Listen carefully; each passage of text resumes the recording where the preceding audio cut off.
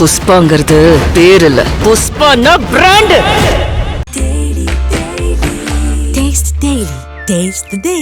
விஜய் திருமா ஒரே மேடையில தோன்ற போறாங்களா அப்படின்னா விஜய் திருமா கூட்டணி அமைய போவது உறுதி. புதிய கூட்டணிக்கான அச்சாரம் இதுதான் அப்படின்னு ஒட்டுமொத்த தமிழ்நாடே கடந்த ஒரு மாசமா நம்ம எல்லாருமே பேசிக்கிட்டு இருந்தோம். இது திமுக கூட்டணியில் சும்மா பட்டாசா கொளுத்தி போட்ட மாதிரி படபடன்னு அப்படியே வெடிச்சு கிளம்புனுச்சு. திமுக கூட்டணியில் இது பெரிய அளவில் சலசலப்பை ஏற்படுத்தின நிலையில் ஒட்டுமொத்தமாகவே இது பேசும் பொருளாகவே மாறி இருந்தது.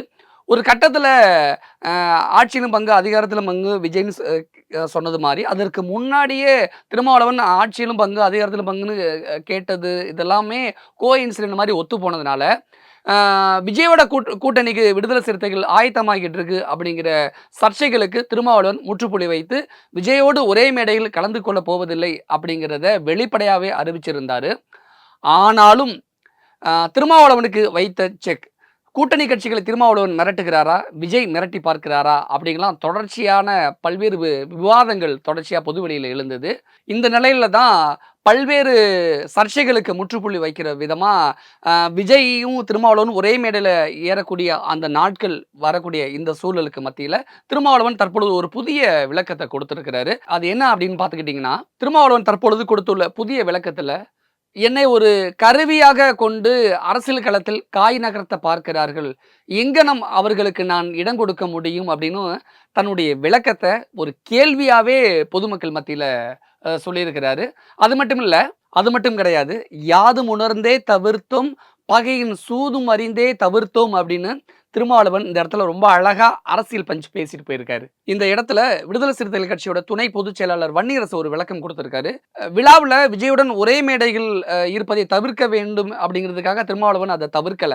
அதற்கு மாறா புரட்சியாளர் அம்பேத்கரை பற்றி ஒரு புரிதலும் இல்லாத ஒரு கையில் சட்ட புத்தகத்தோடும் இன்னொரு கையில் பகவத்கீதையோடும் இருந்து கொண்டு சமரச பாயாசம் கிண்டுகிற ஒரு அரசியல் புரிதல் இல்லாத ஒருவருடன் மேடையை திருமாவளவன் பகிர்ந்து கொள்ள விரும்பவில்லை அப்படின்னு ஒரு அழகான விளக்கத்தை வன்னியரசு கொடுத்திருக்காரு. வன்னியரசு அவர்களை தொடர்ந்து விடுதலை சிறுத்தை கட்சியோட முக்கிய நபராக இருக்கக்கூடிய சங்க தமிழன் என்ன சொல்றாரு அப்படின்னா, முதலமைச்சர் ஸ்டாலின் திருமாவளவன் அவர்களிடையே அண்ணன் தம்பி உறவு இருக்கு, விஜயோடு ஒரே மேடைகள் தோன்றுவதாக இருந்தால் கூட்டணியை விட்டு வெளியே போ அப்படின்னு சொல்லக்கூடிய நபர் முதலமைச்சர் மு க ஸ்டாலின் கிடையாது.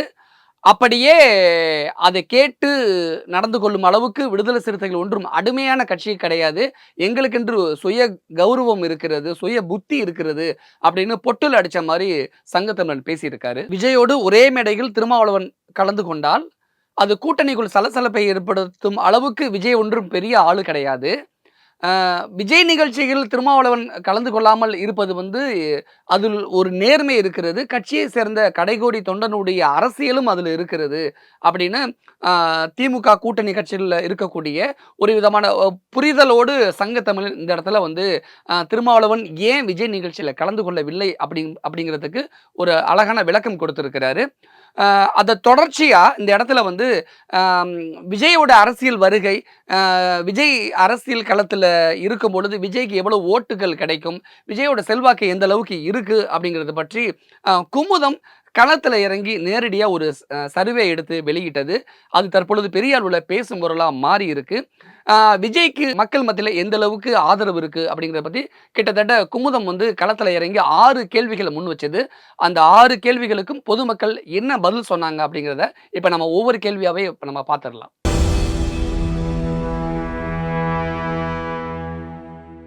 குமுதம் நடத்திய மெகா சர்வேல ஆட்சி அதிகாரத்தில் பங்கு என்று விஜய் பேசியது சரியா அப்படிங்கிற கேள்விக்கு கிட்டத்தட்ட 75% ஆண்களும் 80% பெண்களும் விஜய் பேசியது சரியே அப்படின்னு கருத்து தெரிவிச்சிருந்தாங்க.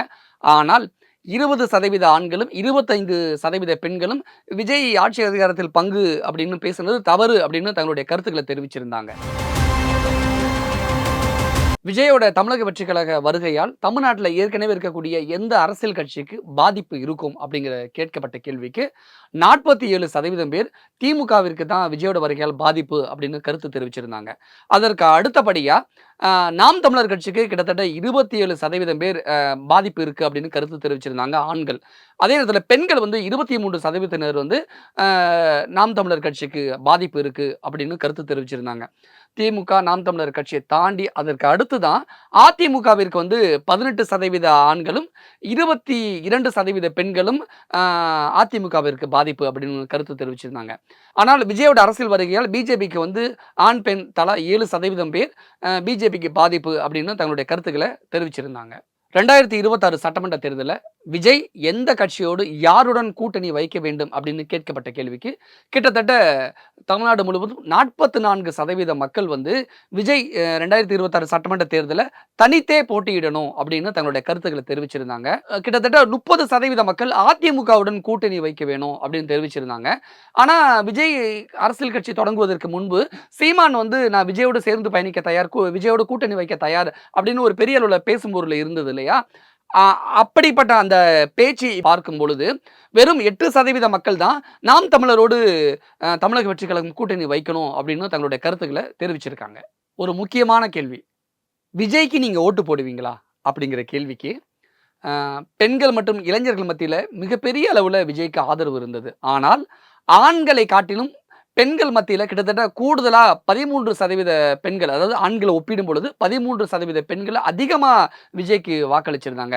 அதன்படி கிட்டத்தட்ட 77% பெண்கள் நாங்கள் விஜய்க்கு தான் ஓட்டு போடுவோம் அப்படின்னும், ஆண்கள் வந்து கிட்டத்தட்ட 64% பேர் நாங்கள் விஜய்க்கு தான் ஓட்டு போடுவோம் அப்படின்னு தங்களுடைய விருப்பத்தை தெரிவிச்சிருந்தாங்க. விஜயோட மாநாட்டுக்கு பிறகு சீமானுடைய பேச்செல்லாம் தாறுமாறா வேற மாதிரி இருந்தது. அதாவது விஜய் வந்து லாரி மோரி செத்துருவேன், கூமுட்டை அப்படிங்கிறது நிறைய எதிர்மறையான வார்த்தைகளை சீமான் விஜய்க்கு பயன்படுத்தி இருந்தார். ஏன் விஜய் சீமான் திட்டணும் அப்படிங்கிற ஒரு கேள்விக்கு தமிழக வெற்றி கழகத்தால் விஜயோட வருகையால் நாம் தமிழருடைய வாக்கு செதையும் சரியும் அப்படின்னு 52% பேர் வாக்களிச்சிருந்தாங்க. ஆனால் சீமானுடைய கூட்டணி கணக்கு தப்பா போயிருச்சு, அதோட விரக்தியோட வெளிப்பாடு தான் சீமான் இப்படி வன்மத்தை கொட்டுறாரு அப்படின்னு 30% பேர் வாக்களிச்சிருந்தாங்க. நடத்திய மெகா சர்வேல கடைசி கேள்வியே 2026 சட்டமன்ற தேர்தலில் விஜய்க்கு, அதாவது தமிழக வெற்றி கழகத்திற்கு எத்தனை சதவீத வாக்கு கிடைக்கும் அப்படின்னு கேட்கப்பட்ட கேள்விக்கு 10% தான் வாக்கு கிடைக்கும் அப்படின்னு 32% ஆண்களும், 10 முதல் 20% வாக்குகள் கிடைக்கும் அப்படின்னு 24% ஆண்களும், இல்லை 20 முதல் 30% வாக்குகள் கிடைக்கும் அப்படின்னு 18% ஆண்களும், 30%க்கு மேலே வாக்குகள் கிடைக்கும் அப்படின்னு 26% ஆண்களும் தங்களோட கருத்துக்களை தெரிவிச்சிருந்தாங்க. இதே கேள்விக்கு பெண்கள் தரப்புல என்ன பதில் சொல்லியிருக்காங்க அப்படின்னா 10%க்குள் தான் வாக்கு கிடைக்கும் அப்படின்னு 27% பெண்களும், 20% வாக்குகள் கிடைக்கும் அப்படின்னு 19% பெண்களும், 30%க்குள் வாக்குகள் கிடைக்கும் அப்படின்னு 16% பெண்களும், இல்லை 30%க்கு மேலே வாக்குகள் கிடைக்க வாய்ப்பு இருக்கு அப்படின்னு 37% பெண்களும் விஜய்க்கு இந்த கேள்விக்கு பதிலளிச்சிருக்காங்க. பார்க்கலாம், களம் மாறிக்கொண்டிருக்கிறது. தேர்தலில் காட்சிகள் மாறுமா? 2026 தமிழக வெற்றி கழகம் ஆட்சியை பிடிக்குமா அப்படிங்கிறதெல்லாம் நம்ம பொறுத்திருந்து பார்க்கலாம். யார் அவன்? பணத்து மேல மதிப்பில்ல, பவரை கண்ட பயம் இல்ல. Taste the Daily.